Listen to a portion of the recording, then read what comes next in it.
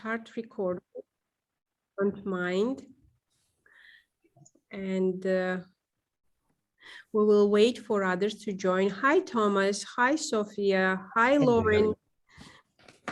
Fahir here. Sepitet, Lauren. Hi, everybody. It's so great to see you here.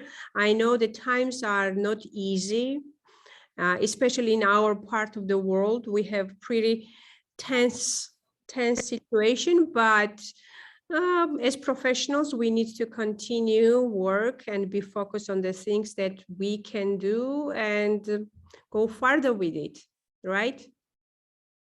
Yes, indeed. Okay.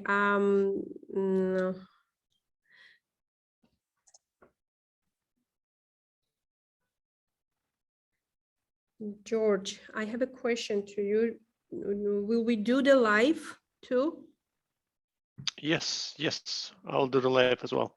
Okay. To the Facebook and also via LinkedIn, because the people were asking, yeah, so they will, a lot of them will be watching via Facebook and LinkedIn. That's it. So, but there is no action for me at this point, at this moment. Let me see from here.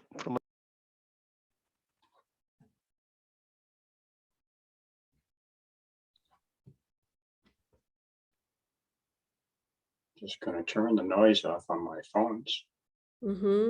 Yeah, that's what I'm doing as well.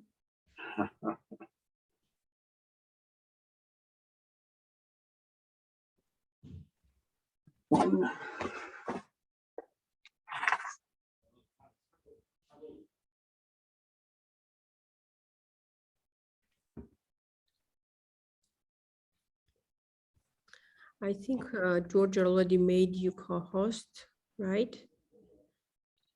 Sorry, Lela? I think George already made you as a co-host, right? How can I tell? Yes, because I have a share screen icon, so That's I think right. I'm the co-host.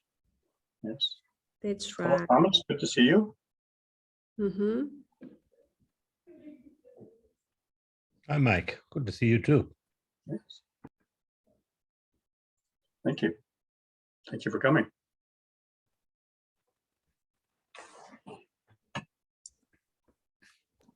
Well, names are attracting, aren't they? What's that, Thomas? Names are attracting. Ah, yes.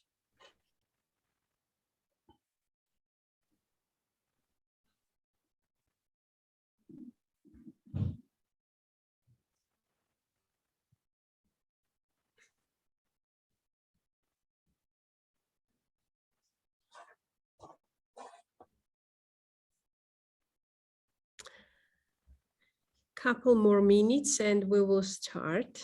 Let's all give a chance to join, but as you know, we are recording it and we will be posting it later on our YouTube channel. Will you be editing the front of the video? Absolutely. Okay. Just in case there's something I say that's untoward before we actually start. I'll try my best not to do that. I understand. Okay. I will share my screen while we're waiting, though. And, yes, please go ahead, and I will do the quick introduction, very quick introduction, and people can join us. Oh, such a tranquility and peace over there. Yes, this is the view out my window, which I talked about 5 minutes ago. We had a bit of a snowfall this morning. I'm not sure if you have similar weather in Tbilisi. Actually, we have more of a springtime coming, and you can feel it in the air. So it's warmer. We don't have a snow, but it's warmer. Temperature is higher. I think we can start, Mike. Okay. So I would like to welcome everybody on this live webinar. This is my real pleasure to have a co-host today, Mike Frenette, and we will be talking about the setting up PMO in this environment, and he will discuss the case study. My name is Lela Machaidze. I am project management professional, and I'm really eager about anything about projects, leadership, and what can be done to be effective and productive in this field. Little bit about logistics on today's topic, on today's session.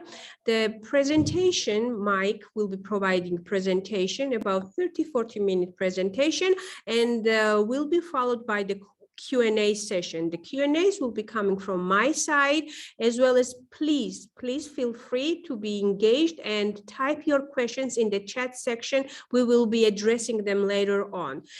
Today's session will be recorded and posted on our social media and YouTube channel. So if you want to share with your colleagues or watch it later, feel free to do so. Mike is a guru and evangelist of the project management.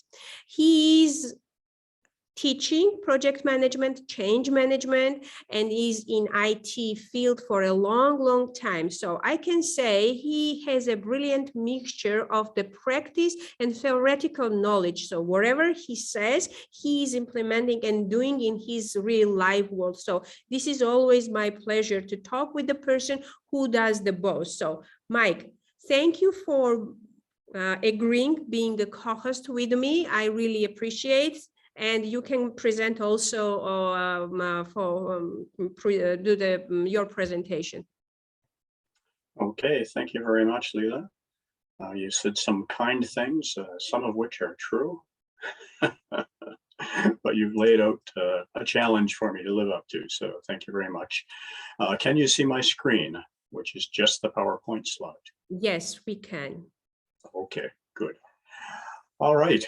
So it's a real honor to be here speaking to the Tbilisi chapter in Georgia. Of course, a lot of people, when I said I was speaking to PMI Georgia, thought it was the state Georgia. So I had to correct them on that. So I'm honored to be here. I'm not quite sure which hat I should be wearing today. I have this one, which says Halifax Water on it. And I have this one. That says PMI on it. And so I decided in the end that I would risk messing up my hair and take all these hats off and get on with the presentation. Actually, all those hats are united by the project management, so it all relates to each other. Yes, indeed. This presentation has been given a few other times, so I apologize if some of you have already seen it. It's about setting up a project management office at a particular company, which happens to be the water utility in Halifax. You can reach me at the information below there.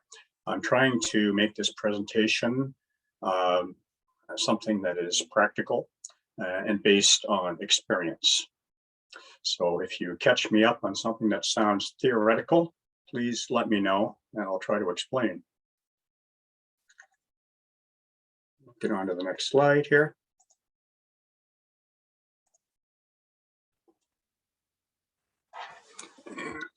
Something's not working right, of course, because that's the way it goes in presentations, isn't it? I wish only in presentations. Actually, that's the way it goes in life too. So I'll do it this way. So many different ways to skin the cat, as they say. I don't know why anybody would want to skin a cat, but that's the saying. The objectives for this presentation are to discuss the project management office and how we aligned it with the organizational strategy at Halifax Water, to understand what type of PMO we set up. It's been my experience that when people say we're working in a PMO or we're going to set up a PMO, no one really knows what that means. So I won't talk about all the different types of PMOs, but I will talk about what we set up here. My slide is the same. It says learning objectives. No, it doesn't. Okay. No, we only see the first slide. Okay, I'm sorry. There we go. All right, and I figured out my problem. I have a number of screens here, and I have to have my cursor on that screen. So multiple screens, multiple heads. We have to deal in very diverse environments. So this is what happens with the diversity. Okay. Indeed. So I'll try to not click my mouse when I shouldn't, which is what just happened there. So the learning objectives are there on the screen. I already spoke to them, except for the last bullet, which says we'll talk about some of the key activities that we performed to set up the project management office here. And there may be a few things that you get from the presentation aside from these, hopefully from the Q&A or questions along the way, which I'm happy to take whenever you, Lela, say they can be taken. And it matters not to me. Could be during the presentation, could be at the end. So why did we set up this PMO? The projects that we've undertaken have to be done in a particular way. And everybody here is quite familiar with PMI's way of doing things, although that is changing significantly and has in the last couple of years with disciplined agile and with the new release of the PMBOK 7th edition and so on. But our intent about 5 years ago was to make sure that IT projects are well planned, well managed, supported, visible, and most importantly, strategically aligned. If projects are not strategically aligned, we have to ask ourselves, why are we executing these projects? At Halifax Water, we, as you will see, are marching to the tune of a 5-year roadmap containing about 50 projects. And we have approximately 15 to 20 projects executing right now concurrently, with about 7 or 8 project managers managing them and a team of people under them. Each project manager has their own team. So we need to ensure these are strategically aligned. And we do that in various ways that I'll get into later on in the presentation. So the roadmap that I mentioned, the 5-year roadmap, came from a strategic planning exercise in which every executive in Halifax Water was involved, from the general manager. At the time, it was he, it's a she now, because the general manager retired, but he took part with all of his direct reports, all of his directors, and a number of managers, and they did surveys of employees and so on, to come up with a strategic plan that aligned with business goals. The strategic plan, as you'll see, is broken into themes, portfolios. I should say the themes are really portfolios, the programs of projects, and laid out on a timeline, and we'll see that.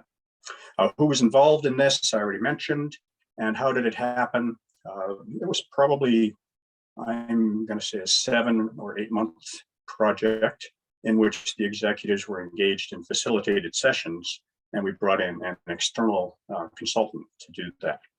And that resulted in the roadmap. In terms of implementing the PMO, we set up something that they could follow, which we fondly call the PPM Repository. This really is just a graphical site that I will show you in which people can find information about how they're supposed to manage their projects, the templates they use, samples of how to fill in the templates, what they have to do, when they have to do it, why they have to do it, and so on. And this information was taken in a place that will be familiar to you, which I will get into. In addition to that, we hired project managers. Almost all of them are PMPs, and we did that on purpose. We interviewed, a lot of them are consultants, with 2 exceptions. We're starting to take on staff PMs now, more than we had, because we will eventually transition to an operational state when it comes to these projects. The tight executive involvement is really important. For a time, we were meeting every month with the executive of Halifax Water to go over the progress that we made in the portfolio of 50 projects. I say 50, it's more than that now. And we'll see that this portfolio of programs and projects is actually growing. A sign of success, I think, of the PMO. And the last thing there, how do we do this? I say voracious communication. You can't communicate too much. You can't be too visible. You can't deliver news that you may not want to deliver too soon. And those are a couple of pieces of communication that are really important in any PMO. And we'll see how we did that and how we do that now. This is obviously still in progress. We'll see the numbers as I move along. So that is the introduction. So why did we do this? Well, obviously the main goal was to implement the projects in the strategic roadmap, which is the second point there. The first point was that we had to do it right. I have a saying that says it's best to do it right, not right now. And a lot of people get confused when they're asked to do something. They want to rush out. I don't know if you've heard the saying in the IT world, why are people not tapping the keyboards yet?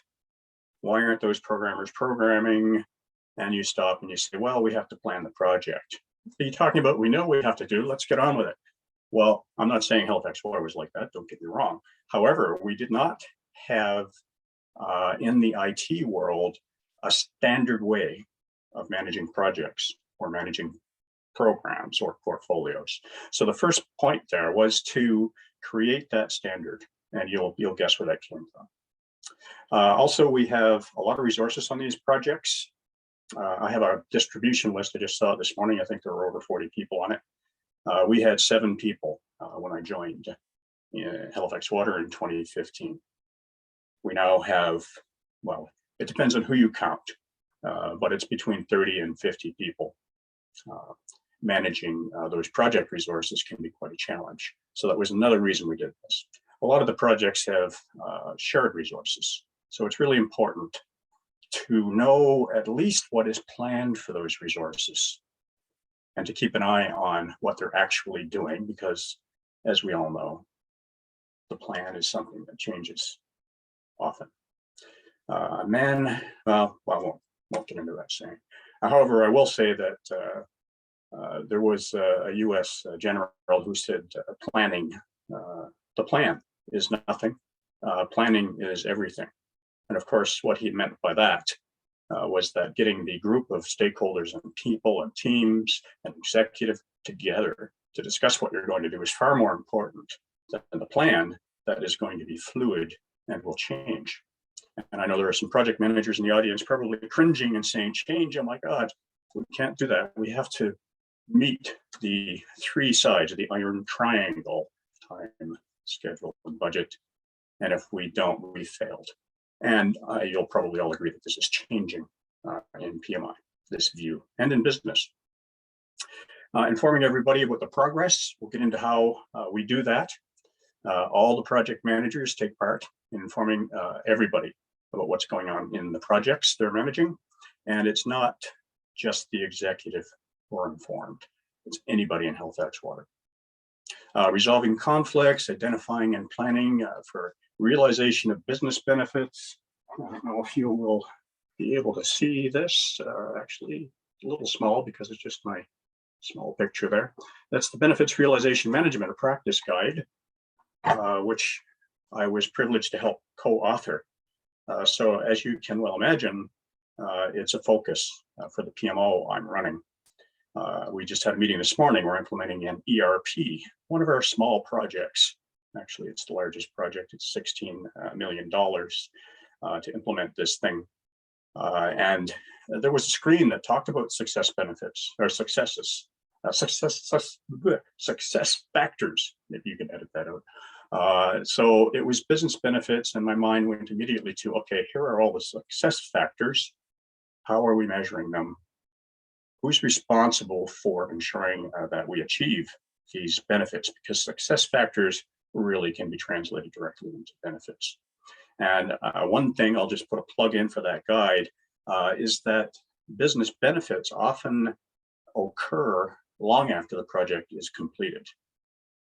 I had a debate with a management consultant friend of mine on LinkedIn, where I announced the Business Benefits Realization Practice Guide and talked about the concept of benefits owners.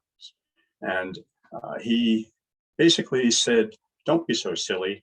The project manager owns all of the benefits, and if they don't achieve them, they have failed. And I said, well, no, that can't be right. Unless you're going to pay a project manager to sit around on their hands for 5 years until the benefits are achieved on a project. The delivery of the product of the project is what's important. Managing the use of the products is something, again, and it can't be done by the project manager. Unless the project is producing products that are being used immediately during the life of the project, which is something that does not happen very often. I already talked about communication. I think we can never communicate too much. And issues, you know, if you don't raise an issue and you try to solve it in your little closet with the bare light bulb on and nobody can see you and you have no input, you are not going to solve your issues. You need the team to help you solve issues. And if the team can't help you solve issues, then you need the managers and executives in the organization to help you solve issues. So that's why we set it up. Let's get into what we did now. First of all, I mentioned the strategy sessions to create the plan. I mentioned the graphical timeline. That's actually the roadmap that we'll see. And we also set up an IT strategic planning committee. And those members, they now meet every 6 weeks, but at the time this was written, it was monthly. We kind of flip-flop between 6 and 4 weeks, actually. And that team is open to seeing the progress on projects and dealing with any issues we might have. So that's the first thing we did, first few things. So let's have a look now at the first roadmap that was set up. And I know you're all going to look at this and say, that looks like an Excel spreadsheet. Why isn't that some fancy portfolio product from Microsoft or one of the big vendors, Primavera, what have you? Well, you know, when you're dealing with an organization that had 7 people in it, and I'm going to put myself out on a limb here and say none of them were project managers, and they're being asked to deliver a $50 million plan over 5 years with 50 projects in it, you're not going to run out and buy a bunch of tools, because as we all know, a fool with a tool is still a fool. So we said, let's use the tools we have.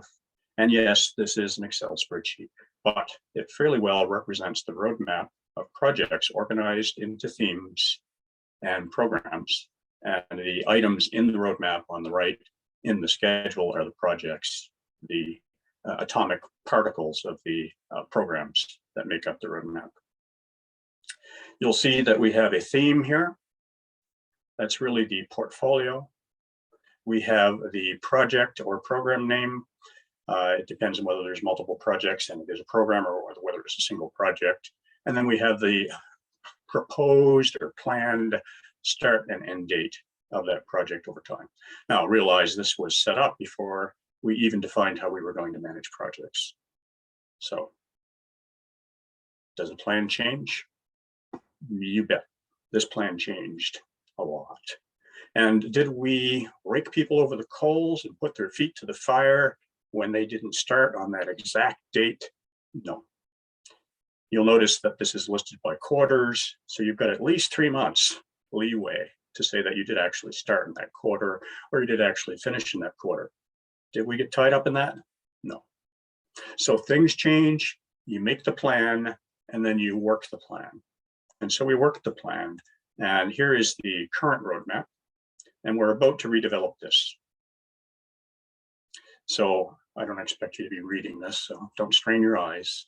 But just suffice to say that we've gone from 2017 on the left-hand side of the roadmap to 2020 on the left-hand side. I forget what was there before, probably 2022. Now we're up to 2024.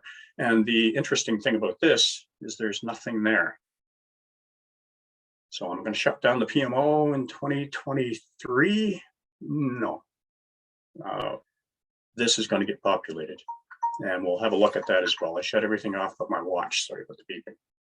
Okay, so what did we do next? We set up the PMO. And I mentioned already that we had a clickable diagram. I'm going to show you that. I won't get into the live site, but I'll show you some screenshots. Everybody knows the processes that they have to go through to set up a project, to plan a project, to execute a project, to monitor and control a project, and to close the project. Sound familiar?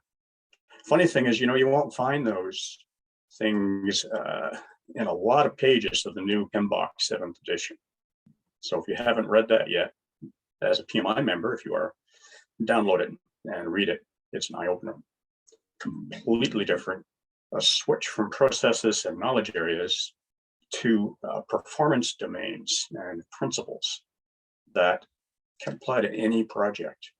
It's a very interesting switch and change in tone that allows PMI and project managers to manage projects and do what's right for the project.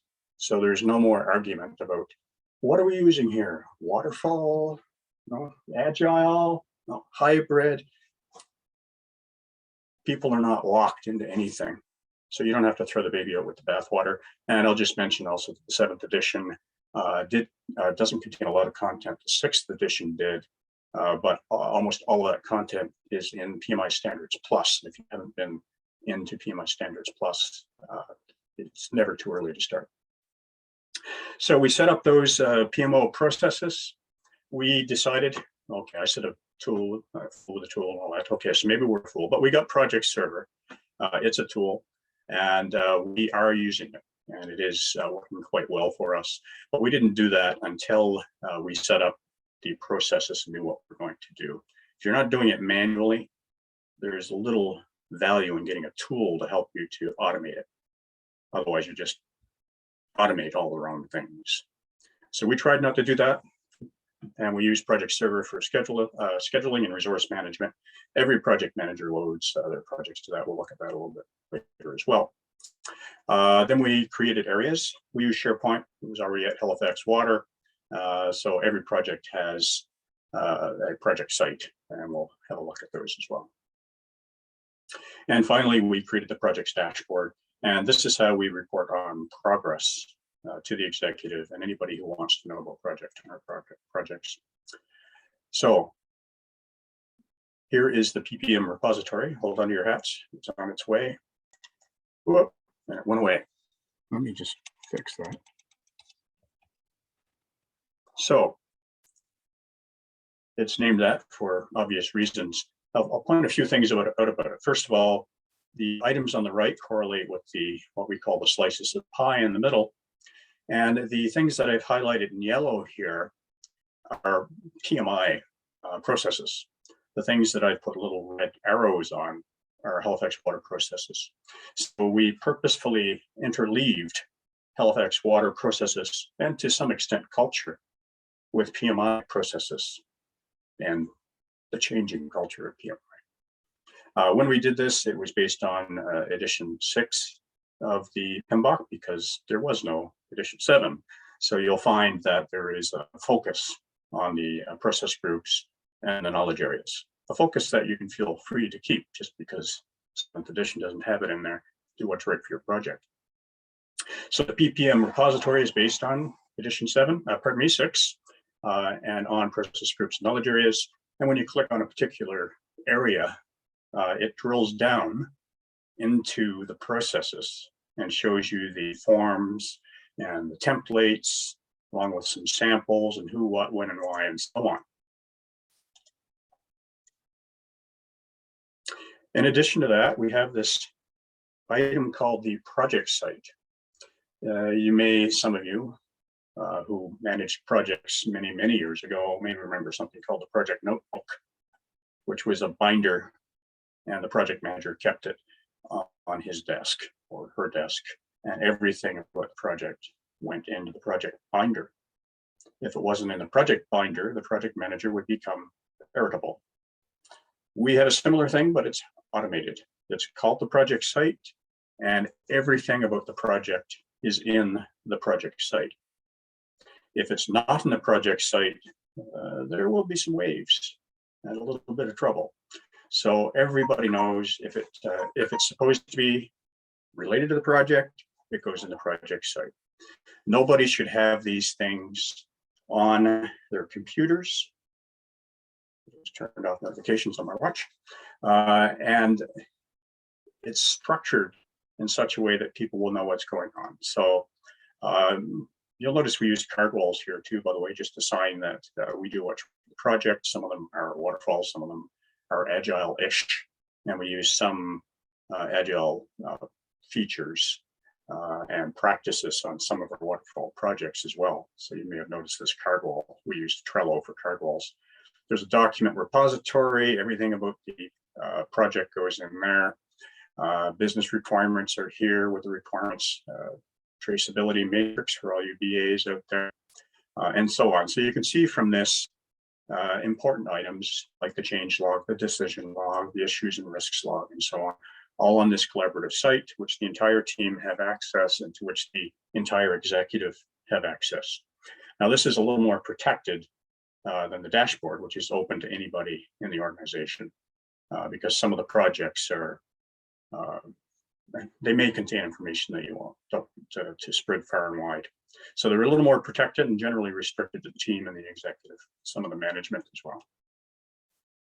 So that's what it looks like.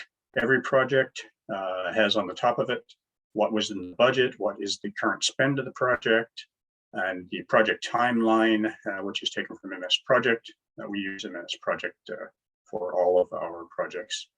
And a document library down here, which you see a little bit of. And here you see some more of it. So the deliverables in the project that are approved, any diagrams related to it, any specific training, this had a product called Elements, funding processes, which are a big deal in a government-run organization. We do fiscal accounting, and so we always get auditors saying, why is this project not closed? It's the end of the fiscal year. And then you have to go through that explanation of, well, some of our projects span like 3 fiscal years and so on. So that's all very important. And we budget for our projects annually, and a regulatory agency approves them. So you may have a budget for a project, that doesn't mean you can spend it. And we call that funding. So PMs have to do their planning in the project management plan stage of the project. They have to say what they need for a budget to complete the project, and that may or may not relate to the amount of money that we budgeted for it. If it doesn't, then of course we have some issues we have to deal with. It's often lower than the budget. So the project then ends up with an approved budget that they can spend for the length of the project. That's why these funding processes are highlighted here and are important. Any presentations and so on. This folder here, project management, has a lot of stuff in it, as you might imagine, such as the project schedule, status reports, logs of various kinds, change control, all of that is in there. And click 1 too far there. So that's it for the project repository. The next item I'll talk about is the dashboard that we set up. And here it is. This is something we custom developed in SharePoint. It wasn't my preference at the time, but there was a rush to have a dashboard, and we hadn't installed Project Center yet. Project Center, some of you may know, has a sort of dashboard that reflects exactly what's in the project plans. And we could do that. But some of you may realize that because something is in a project plan, you may not want to make it visible because it may not really reflect what's going on. It may give a lot of wrong ideas about what's happening in the project. So this project dashboard is not linked to the project schedule. I've had that question before. This is something that is set up. It's a method that the project managers can use to communicate what's going on in their project. We encourage them to change these indicators that you see here, red, yellow, or green. They're often green, but you can see that there are a lot of them that are yellow. So anyone who's interested in the project can click on the project name, drill down into the project site, look at the status reports, and see what is causing the indicators to go into a non-green status. Honestly, people are very interested in a red status. They drill down when they see a red status. They probably aren't going to drill down a lot when they see a yellow status on any of these indicators, unless they're a member of the steering committee or the project sponsor or the project owner, possibly a team member. Most other people really don't care. So it's a communication tool. If you want the attention of the executive, turn your indicator red is the message that goes out to my team. In addition to that, the project charters define thresholds for schedule and budget. And the executive or the sponsor or all sign off on a project charter. So if we say that the indicator for budget will go red, if the project is 10% over budget, it goes red. There's no argument about that. Well, there is sometimes. It's often related to funding. So should it go red when your funding hasn't been approved yet because you had a huge change request, is often up for debate. And I say, be safe, make it red. Then you can have the discussion. That's the dashboard. It talks about the name of the project, some accounting information like the work order that is being charged against, the budget, how much of it was spent, a graphical display of how much was spent, because as you know, when you look at these numbers, it doesn't poke you in the eye, and all of these KPIs. So what do we do next? We started executing projects in the roadmap. I mentioned before that we have a hybrid style of execution. We do what is right for the project, but because of the way the organization is set up and has been run, we thought it prudent to not start telling people about things like agile, scrums, product backlogs, sprints, showcases, and so on, when we were just trying to introduce the idea of good project management practices. That was a decision that I made, really. So we stuck with processes, process groups, and knowledge areas consciously, but I actually teach Agile, Scrum in particular, and a fan of some of the things that we do on Scrum projects. That's how we ended up with this hybrid approach, where we start waterfall, but we have information radiators. That's the dashboard, it's the resource chart, and so on. We have card walls. Some of the projects use card walls religiously. Some of our projects have sprints because they're dealing with a vendor who works in a Scrum mode, and we work with them that way. Project steering committees always set up, always with regular meetings. If I find out there's no regular steering committee meeting on a project, I do some prompting. I think it's really important as part of communicating voraciously. It's not always about sticking something up on the dashboard. It's actually about talking to people sometimes, often in fact. Also regular team meetings, setting up methods for tracking and processes for reporting. So you've seen the dashboard. We have some very detailed methods of tracking our financials, our project schedules, our resources, and so on. So all of these things are tracked and more. These are just the things that came to the top of my mind at this point. We meet with the IT, Strategic Planning Committee meeting people that I mentioned before. And this committee, I don't think I did mention that this committee is in fact the general manager and all of her direct reports. So it's an interesting meeting at times. We also have the company lawyer in there. Sometimes she wonders why she's there, but she often provides useful information. Now and again, executives are busy people. So in one of our ITSPC meetings, I said, would you guys like me to send out a reminder that the project dashboard is up to date for this month and you can go look at it and ask questions? And they said, yeah. So ever since then, I send a monthly email saying all the projects have updated their information on the dashboard. Basically, in our projects, we have some technical people, we have project management, and so on. And just excuse me for a second here.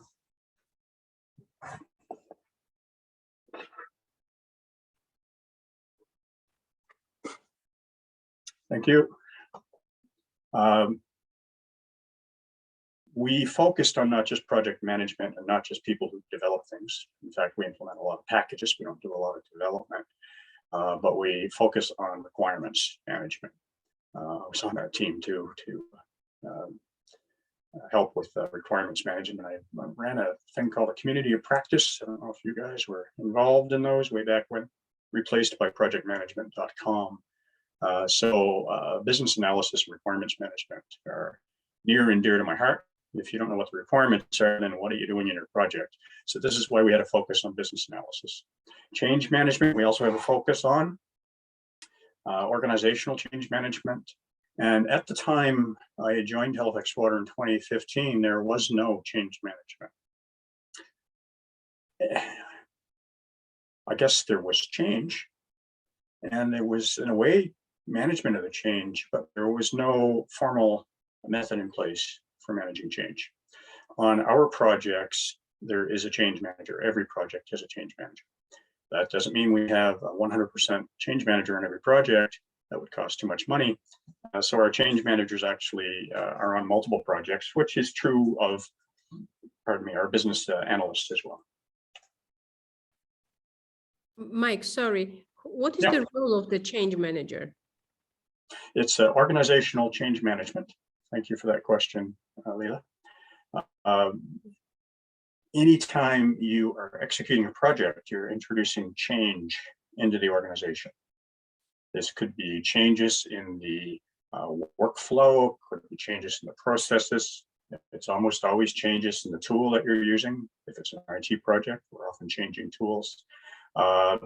There's so much change that can happen as a result of the project. On some projects and organizations I've been in, we did reorganize to the extent where people were laid off. The organization was dealing with incredibly old methods, and when we automated them, they only needed half the staff. Now, it was a government organization, so they didn't fire them. They moved them off to other roles. But if you don't tell people that a project is going to do that type of thing in advance, how are you going to get buy-in to the project? You'll create a lot of FUD, fear, uncertainty, and doubt, and people will be afraid of the project. So organizational change management addresses that and many other things. We currently have 4 change managers to manage the change, and it's gone outside of our IT projects. Our executive now are thinking about change management at an organizational level, hiring a change manager that is not associated with projects. So it's gone that far. We've had that much of an effect on the organization when it comes to focusing on change management. Likewise with business analysis, we are now getting requests from the business to provide a BA to do something in the organization. Unfortunately, I have to struggle with that because my resources are for capital projects. So when an operational unit wants a BA, I have to gently tell them, well, then you should hire a BA. You can't have mine.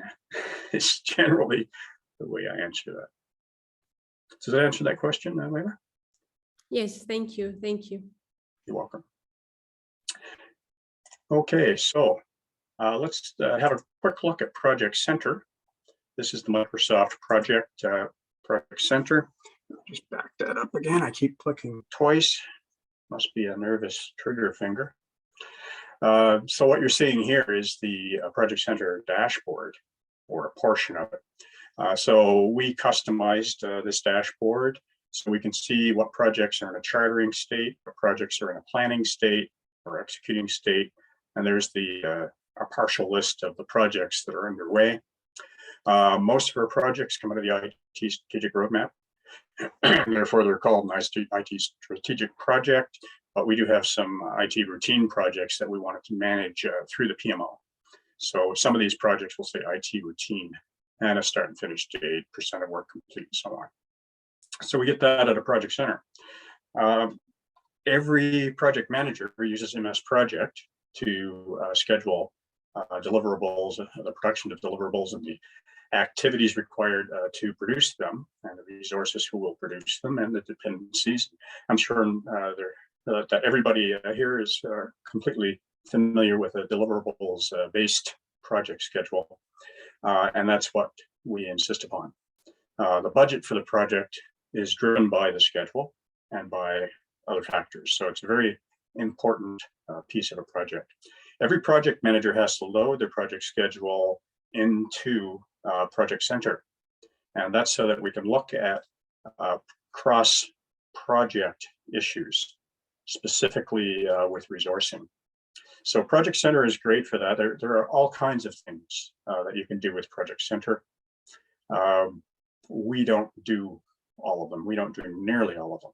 So what we use it for is fairly restricted. It's the sharing of project schedules. It's not so people can look at a project schedule. It's so that processes can happen that look automatically at pieces of project schedule here and a piece here, and where do they align with resources, and did we cause a conflict or an over allocation, and so on. I'll show you some of that. So that's how we use Project Center, a bit of how we use Project Center. Let's have a look at the resource management piece there. So all of the resources for our projects are in what we call the enterprise resource pool, and this is something in Project Center. So you can see a list of the sorts of resources we have. When we're going through meetings to examine the impact of project schedules changing on particular resources, we'll click on one of these groups and we'll just bring up that group. I can't remember what group, that's change managers. So for some reason I highlighted business analysts, but what we see in behind there are change managers. So when I did the screenshot, I clicked on change managers and then forgot and highlighted business analysis. But when you do that, you end up with a list of people here. And that's just blacked out to protect the innocent. And you can see that this is a chart called remaining availability. Now, as some of you may realize, when you create a project schedule, it does not necessarily schedule every hour of every day for every resource. So do we get excited when we see something like this purple item going up here? No. Well, first of all, we don't get excited about that because that's a generic business analyst. We would get excited if that one was dropped below the line. That would mean a lot of project schedules had a business analyst in them, and we didn't know who was going to do the work, and there was a lot of work to be done. So we need to assign a resource. What we do get excited about is these things that we call drips. So that person, J. Patel, he's actually the guy who runs the BA practice for us as part of the PMO, is scheduled for an extra week of work in these 2 months. So every project manager who is in the room at that time is going to, well, every project manager who has that person assigned is going to have a discussion about why this person is scheduled for an extra week of work, since nobody likes to work an extra week in a month. So that really helps. And if we want to see where that's coming from, here we see the project assignments and what was in the project schedule for those assignments. So we can see that there's what we call a drip because we have negative numbers there. So this business of putting all the project schedules into Project Center is very useful. And that's just one of the things that you get from Project Center when you do that. So we're going to start wrapping up here, and we'll get into Q&A. So we've been at this since 2015. We've delivered quite a few projects. I'll show you the spend and the numbers of projects and so on in a moment here. But we did run into some issues. Resources are always an issue in a large program like this. And I use program with the double M and the E in this sense. It's 50 projects we're trying to deliver over a 5-year period with $50 million. You have a lot of resources on that, and resources unfortunately change. We've had people we had to let go. We've had people who wanted to go because they maybe wanted to go start their own business. We've had people who are over allocated drastically, and we've had trouble getting people to replace them, or not to replace them, but to complement them, complement with an E. And we've had a lot of business fatigue. When you implement somewhere in the order of 50 projects over a 5-year period, you are impacting the business. And we had to change our focus a little bit, pay attention to that. You know, we had some folks saying, why do I have to go on this training and then this other training, this other training? Did you actually expect me to do my job? And it was a very good question. So keep that in mind when it comes to implementing a program like this. And of course, the pandemic hit us. Can anybody think of some positive impacts of the pandemic? Just stick it in the chat if you can. I'll mention one right here. I'm not in an office. I'm in a little room in my house with a black sheet hanging behind me, so you don't see the piles of stuff behind it. I'm doing all this virtually, and we've been working virtually at Halifax Water for many of us for over 2 years now. We're going to go back to work soon, but that was a benefit of the pandemic for a lot of people. They saved an hour every day, no commute. We have a pretty short commute here, half an hour commute one way is pretty short for a small city like Halifax, but everybody likes to get that hour back. Lots of other disadvantages and so on as well. So that hit us and we had to deal with it, but it wasn't as bad as we thought it would be, aside from the fact that people got sick. Some people died. Obviously, we can't downplay those issues, but there were some positive things that happened as a result of the pandemic.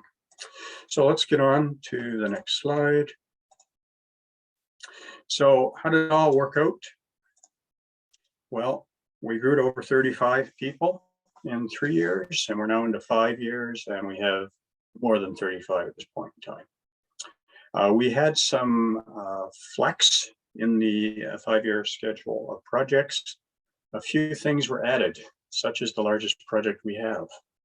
We replaced what we currently had with another ERP, mainly because that vendor made the mistake of trying to charge 2 times as much to change their product to something that was actually usable. So that caused us to look elsewhere, and we chose another product and implemented it. Also a new payroll system. People were very excited about that because now they can look at things on a site on their PC and don't have to call HR every time they turn around. So the pandemic did hit, and one of the effects was that we had a leased space where we were seating 35 people, and after not using it for a year, we let it go. So everybody started working remotely, and that affects us today. All of the consultants that work on our projects will continue working remotely from their homes or from the offices of their consulting firms. And employees were given the option to come in on a schedule of 2 days a week in person, 3 days a week virtual, or whatever worked for them. Mm-hmm. So that's already hit us. Mike, does it result in the cost savings, I guess? You know, if you have an office building with 150 offices in it, it costs the same when it's empty. Did it result in cost savings for employees? I think employees, like the materials, like the materials you're using for office. Obviously, the water, utilities are not used, and the bills go down. Of course, the biggest chunk is for the rent of the office space, but still, so there are some overhead costs that are not inherited. Yeah. Yes, and indeed, I mentioned that we got rid of our temporary facility to run this program. So that was a cost saving. Mm-hmm. So when I say an empty building still costs money, well, it does. We have to keep the lights on, for example, so your light bill doesn't go down as much as you might like. Mm-hmm. We are Halifax Water, so we don't care about the water bill. Mm-hmm. So yes, you do save some money. I think the real saving will be when organizations come to the realization that remote work works. that people can be trusted, that management by deliverables instead of bodies in a chair is the way to go.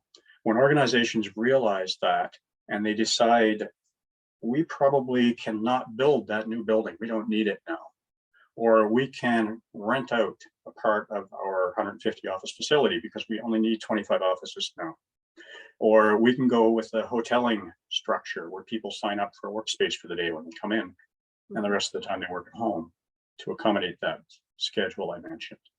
So there's a lot to this, and we're changing and learning as we go.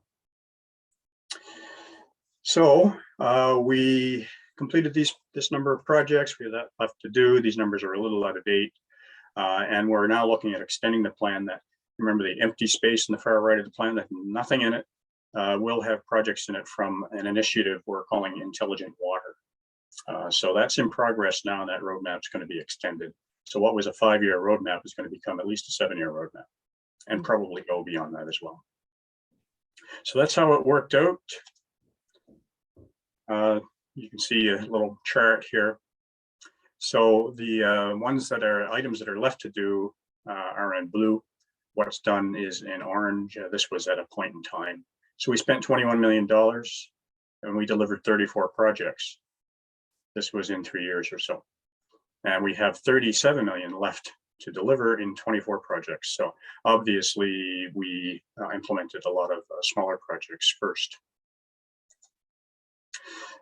One thing I just want to end with is that the general manager at the time was very happy with the project management office that we had set up.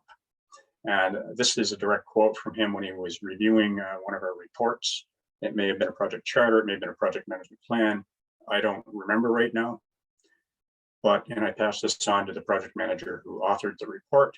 He said, you know, this is probably hands down the best report I have ever read, and I wouldn't change a single letter. So that was a real feather in the cap, or caps, of the PMO and the people involved in that project. So with that, we can go to comments and questions. I see there was some chat there. That there are some questions. The one question that really struggled me all the time: Halifax Water, how your system and PMOs and procedures you set up, all that is related to Halifax other, like you are under one municipality and there are other organizations also who are performing the same. Is there any correlation, or how you talk with them, or all, most of them? So there must be some unified system you work on. How is it?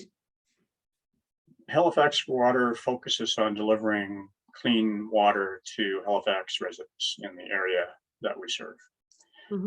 We do take part and go to conventions and conferences that have many other water utilities. As far as I know, that's not focused on the province.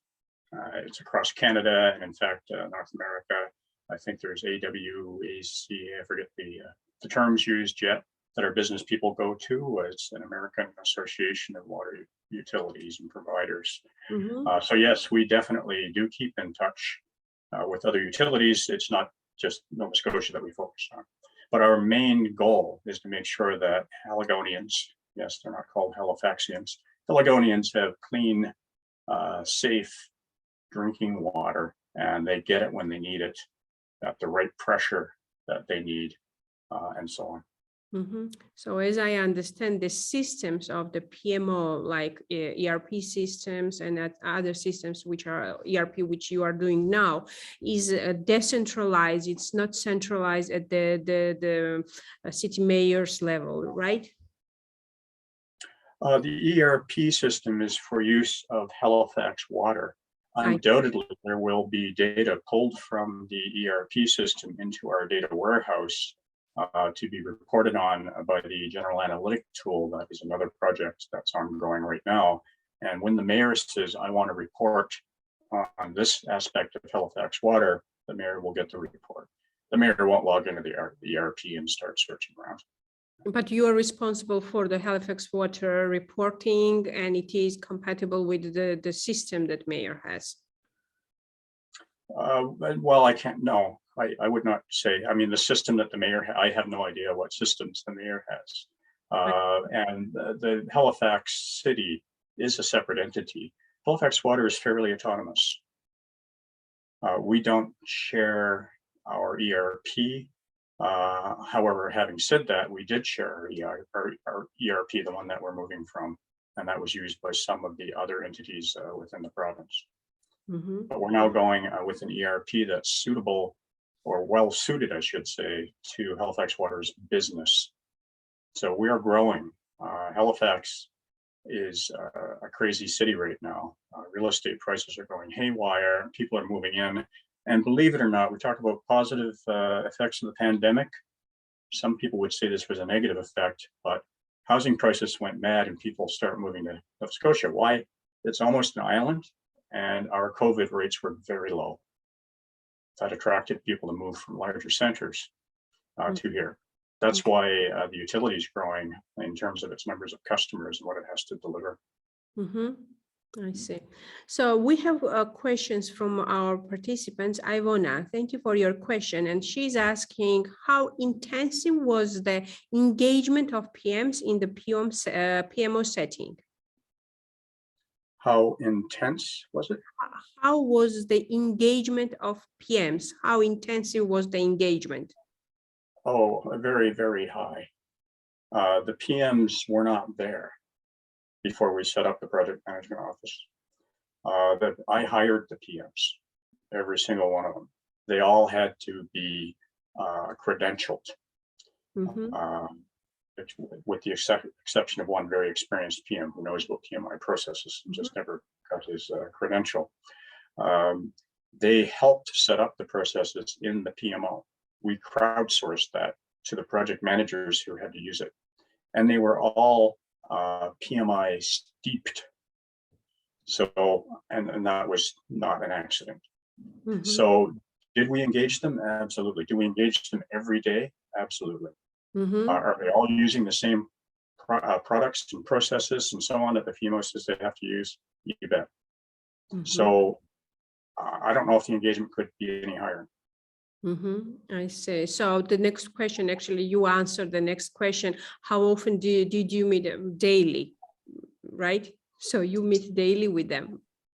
Well, I don't have a schedule where I say everybody has to come to a meeting every day. What it is I talk to project managers every day. The teams may meet daily if they're doing an agile type project, or if they want to put that aspect of an agile project into their project, or they will meet on a weekly basis if they're a more traditional type project. So they definitely meet frequently. And I talk to project managers every day. It's so much easier now. You talk about a benefit of remote working. I don't have to book a conference room. Yes. I love a little red dot by someone. I know they're in a meeting. If I still have to get hold of them, I can send them a text and find out, well, they weren't really in a meeting. They just had some time set aside. If it's important, they'll do that. It's so easy to talk to everybody now, anytime you want. The next question from her is, how much time did you expect it to spend on PMO setting project from them? How much time did it take to set up the PMO? Yes. I think it was probably up to 12 months, that project.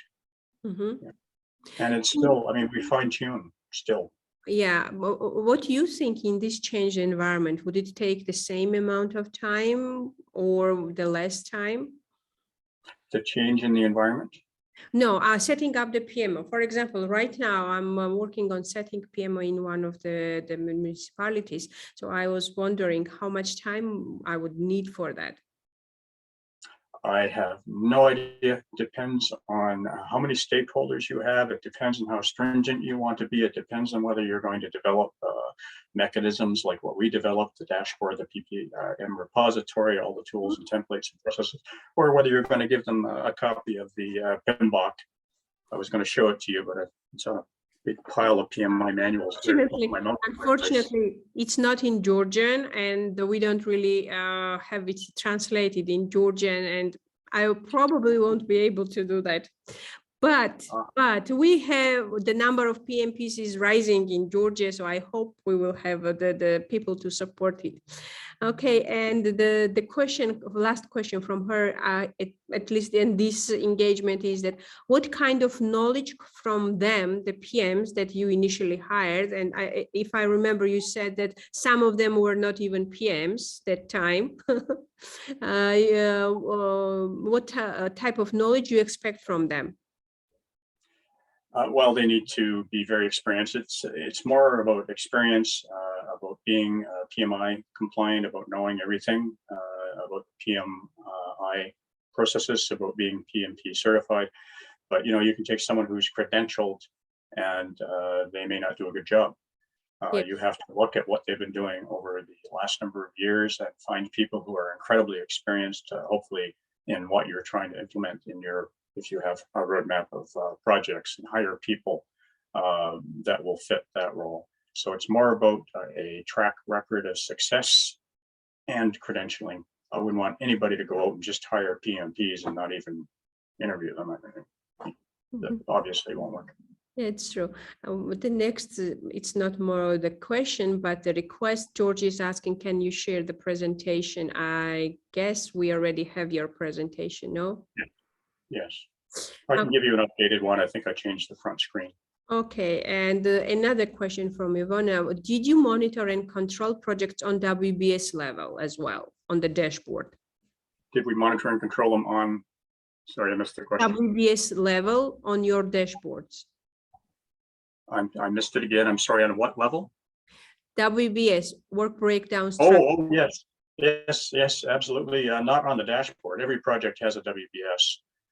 That's what the project schedule is driven from. Thank you. I think that's it, the questions from the audience, and I really enjoyed the presentation. It has lots of insights, the techniques, how you went step by step and why you were doing them, what was the rationale behind them, what was the reason. So I really enjoyed it. Your presentation was just right on time. I may reach you later in a separate conversation because I have this task probably, and I may just talk with you on that. So thank you, everybody. Thank you all for being here with us. I really appreciate your time. I truly wholeheartedly appreciate your time spent with us, and I hope you found it really useful. So we will be posting it on our social media and YouTube channel so you can share it with your colleagues. So thank you very much, Lela. It's a pleasure and an honor. Mike, thank you so much. Thank you, everybody. And hi, Mike. This is Mohammed. Oh, hi, Mohammed. Good to see your picture there. Okay, I have to run to another meeting, but thank you so much. Have a nice rest of the day. Thank you. Bye. Bye.